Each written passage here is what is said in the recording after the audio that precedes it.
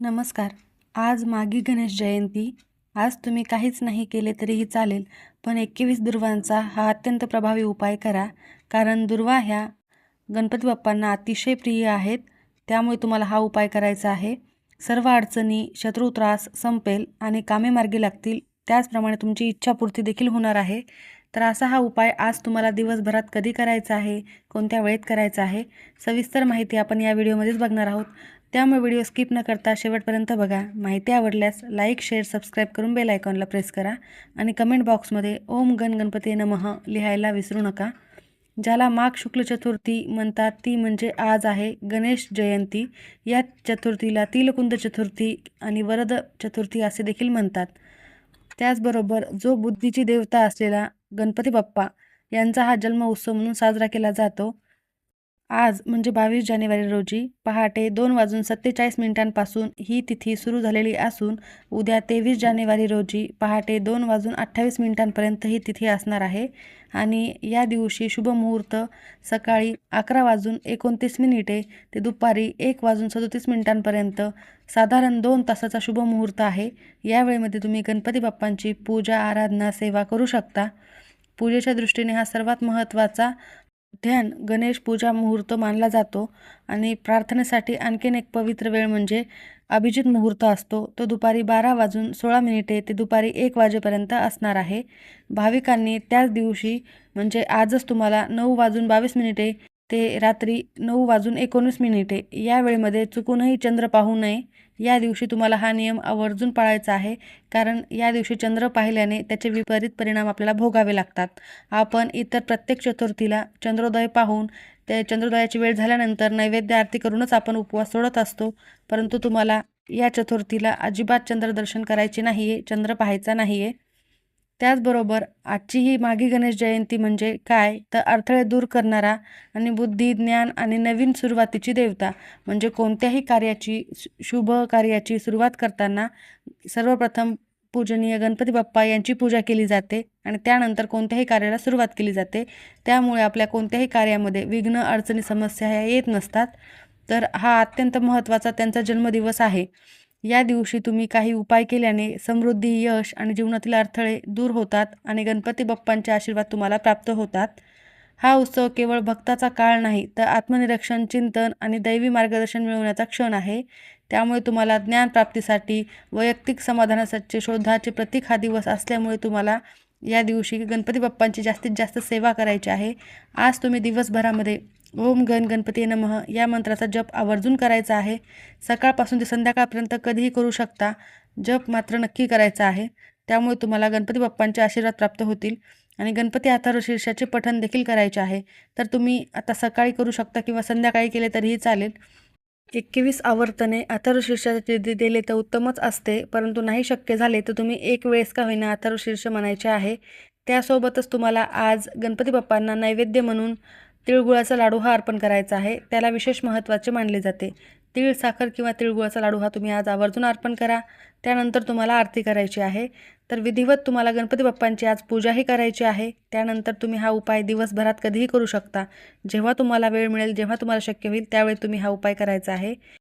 जर तुम्हाला अनेक अडचणींना सामोरे जावे लागत असेल, आलेला पैसा घरामध्ये टिकत नसेल किंवा मग कधीकधी आपले असे शत्रू असतात जे आपल्या तोंडावर गोड बोलतात पण माघारी आपल्याविषयी वाईट विचार करत असतात, तर असा शत्रू त्रास देखील कमी होण्यासाठी तुम्हाला हा उपाय करायचा आहे.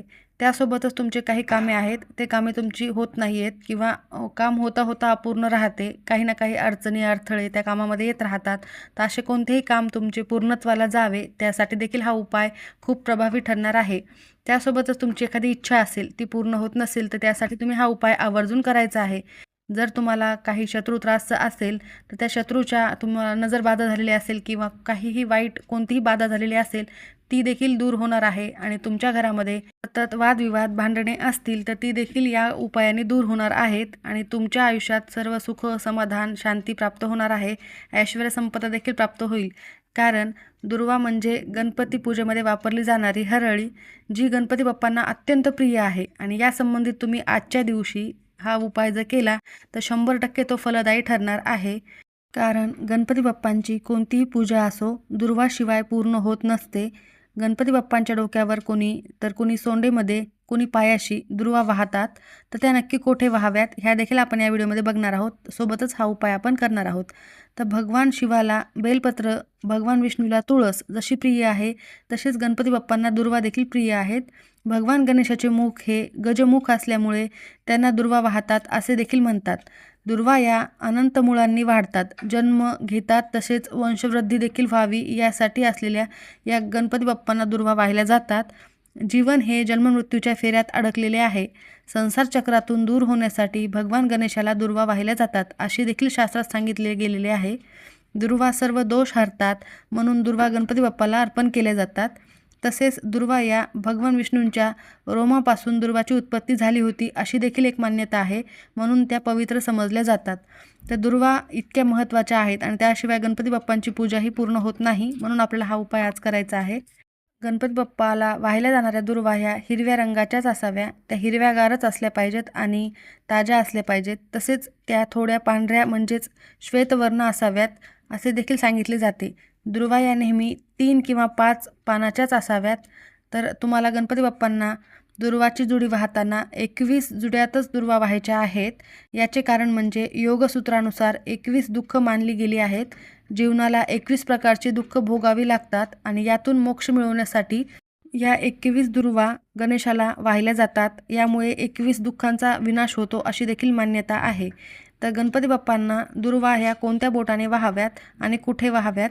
तर गणपती बाप्पाला अनेक जण दुर्वा ह्या सोंडेत, डोक्यावर किंवा पायाशी वाहतात. मात्र चुकीच्या पद्धतीने गणेशाला दुर्वा कधीच वाहू नयेत.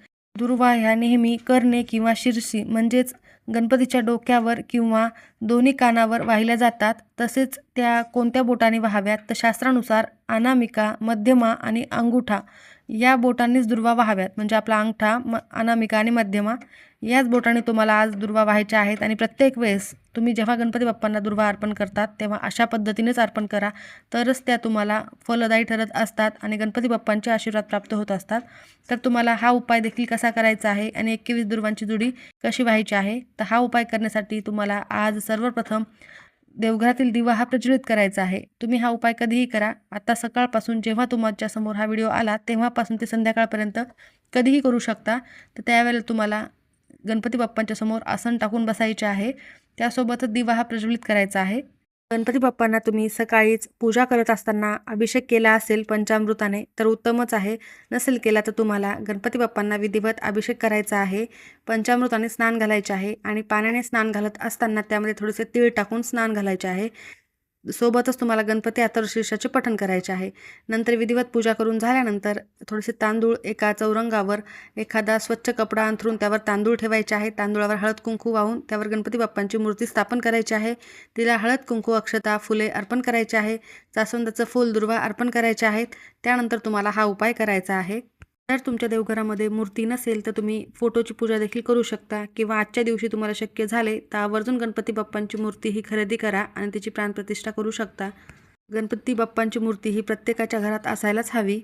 तर जो तुम्हाला मी आता उपाय सांगत आहे हा उपाय तुम्हाला शक्य झाले तर तुम्ही गणपती बाप्पांच्या मंदिरात जाऊन करा. जर शक्य नाहीच झाले तर मग तुम्हाला घरीच करायचं आहे. तर तुम्हाला उपाय करण्यासाठी 21 दुर्वा लागणार आहेत. 21 दुर्वाची तुम्हाला माळ करायची आहे. तर इथं 3 दल किंवा 5 दल असल्या दुर्वा तुम्हाला घ्यायच्या आहेत 21. आणि ह्या 21 दुर्वाची एक जुडी बनवून ती तुम्हाला त्या माळेमध्ये ओवायची आहे. त्यानंतर 21 जुड्या तुम्हाला या प्रकारे बनवायच्या आहेत. म्हणजे 21 दुर्वांची एक जुडी, अशा 21 दुर्वांची माळ तुम्हाला या ठिकाणी करायची आहे. त्यानंतर देवघरासमोर आसन घेऊन बसायचे आहे. दुर्वा आपल्या उजव्या हातामध्ये ठेवायच्या आहेत. दुर्वाचा शेंडा पुढच्या साईडने येईल अशा पद्धतीने आपण आसन टाकून बसायचे आहे. त्यानंतर तिथेच बसून तुम्हाला ऋणमोचक स्तोत्राचे पठण करायचे आहे. हे स्तोत्र अत्यंत प्रभावी आहे. यामुळे तुमचं नशीब उजळेल, त्यासोबतच तुमच्या इच्छा देखील पूर्ण होतील. त्यानंतर तुम्हाला गणपती स्तोत्राचे एक वेळेला पठण करायचे आहे आणि ही सर्व सेवा करून झाल्यानंतर या जुड्यांचा तुम्हाला हार जो आहे तो गणपती बाप्पांना अर्पण करायचा आहे. गणपती बाप्पांची मूर्ती जर लहान असेल तर तुम्ही त्याच्या मूर्तीच्या समोर ठेवू शकता. फोटो असेल तर फोटोला तुम्ही अर्पण करू शकता.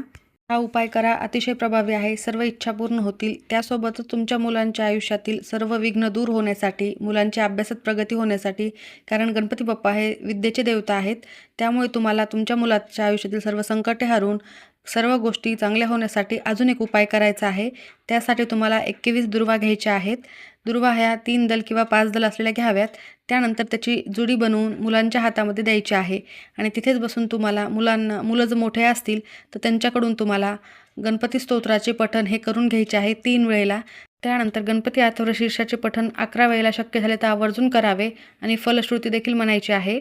तुम्हाला तुमचे मुलं जर लहान असतील तर तुम्ही आईवडिलांनी केला उपाय तरीही चालेल किंवा मग घरातील कोणीही केला तरीही चालेल. त्यानंतर जर पठण करणे शक्य नसेल तर तुम्ही श्रवण देखील करू शकता आणि या दुर्वा तुम्हाला तुमच्या मुलांच्या हाताने गणपती बाप्पांच्या चरणी अर्पण करायचे आहेत. अत्यंत महत्त्वाचा हा उपाय आहे. असा केल्याने गणपती बाप्पांचे साक्षात आशीर्वाद तुमच्या मुलांवर सदैव राहतील. तुमच्या कुटुंबावर कोणतेही संकट येणार नाही आणि तुमच्या इच्छा देखील लवकरात लवकर पूर्ण होतील. तर नक्की करा. अतिशय महत्त्वाचा हा उपाय आहे. माहिती आवडली असेल तर नक्की लाईक करा. सर्वांचे खूप खूप धन्यवाद.